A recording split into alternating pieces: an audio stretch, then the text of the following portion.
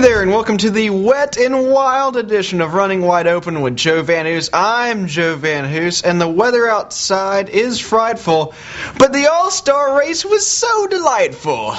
And in the end, it was Tony Stewart surviving a couple of crashes and coming out of nowhere to pocket the $1 million grand prize. But this week, the focus on NASCAR Nation shifts to the longest race of the season, the Coca-Cola 600, at the same bad track. The same bad place, if you will. Now, to break all that down, we're going to bring in our A-talent, Charlie LaRocco, NASCAR's veteran handicapper. He's running loose with Hoose.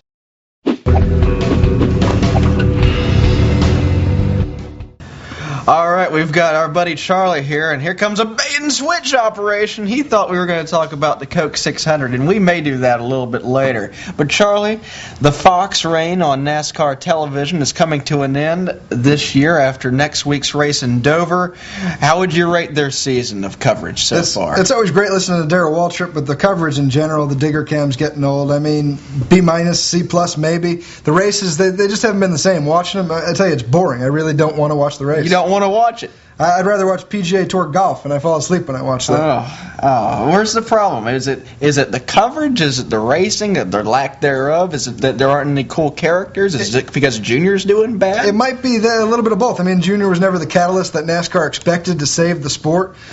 Stewart starting his own team has kind of fell a little bit out of the spotlight. His win last week obviously helps. How you mean fell out of the spotlight? He ran he's got like 5 straight top 5s. No, well, now he's coming back into the sport. I mean, but leaving Joe Gibbs at the 20, the Home Depot cars, the big cars don't seem, I mean, besides your Hendrick Motorsports team with Gordon and Johnson, it really needs a new star of the sport. What about Kyle Busch? He won 3 times. Kyle Busch is a good heel. He's the new Earnhardt of the sport, playing the heel role. Okay. All right, so what about the coverage itself? You know, you said that you don't like Digger. I get this a lot, that people don't like the camera angles, the commercials. Where's your biggest beef? The biggest beef I have, I don't know, maybe they need to switch up the booth a little bit. I don't know. I mean, the coverage is okay, the camera angles are okay. It's just not as exciting. You need to feel like you're there more, maybe more pit coverage, a little bit better. Switch them up. Bring back Jeannie Zelasco. Oh, God. And by the way, I don't know how you can say you like Darrell Waltrip's commentary. He's a grease fire. That's what you get when you turn down my interview. Darrell, I'm on to you. All right, we'll talk a little bit about the Coke 600. It's NASCAR's longest race of the year. They're back at Lowe's Motor Speedway for the second week in a row.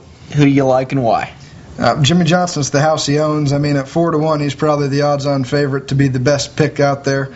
You look at somebody maybe even like a Truex Jr. at 20-1 as a value pick. Really? Yep. You think that one team, that Earnhardt Ganassi team's ready to make the big move and win a race? 600 miles, anything can happen. You'll be in front of the TV for 5 hours, so settle in. Ooh, wild card. I love it. Charlie, it's always a pleasure. Thank you for coming on the show. Appreciate it, Joe. Now it's time for my 2 cents. I'm JoeVanHoose, and these are my 2 cents. Now, we've talked a little bit about coverage of NASCAR today, which brings me to coverage of NASCAR 20 years ago. Got home from work a little late last night, and a NASCAR race from 1989 was on ESPN Classic. And I sat there and watched it, and you know what? It was genuinely exciting. Not because the racing was any better or worse, but the TV cameras were showing wide shots of cars actually battling on the racetrack, whether they were battling for 1st, 5th, or 15th. They found the action, and they talked about the action. Maybe that's what's missing from NASCAR television these days. It seems like way too many times and way too often we get stuck hearing about stories from 20 years ago, stories about Dale Earnhardt Jr. and analysis from Darrell Waltrip about why he's not doing good, or any sort of 15,000 different promos from television shows to products to cell phones to colas. It's all crap, and it's all taken away from the product. Now, I'm not saying the product is a lot worse than it was 20 years ago.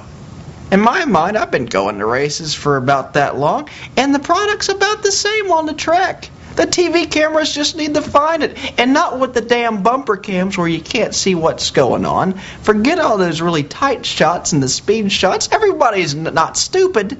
Everyone knows the cars are going really, really fast. This isn't 1979. This is 2009.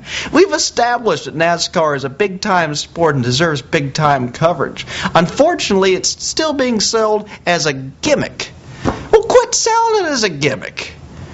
You know, you don't watch a football game and get stuck with a helmet cam showing you only that guy on the field and what he's seeing. Show the whole thing. Show the race. Let the race be the story. I guarantee you it'll be better than what you're serving us now. TNT, you're on deck. I hope you got the message. I'm JoeVanHoose, that's my 2 cents, and this has been Running Wide Open. We'll see you next week.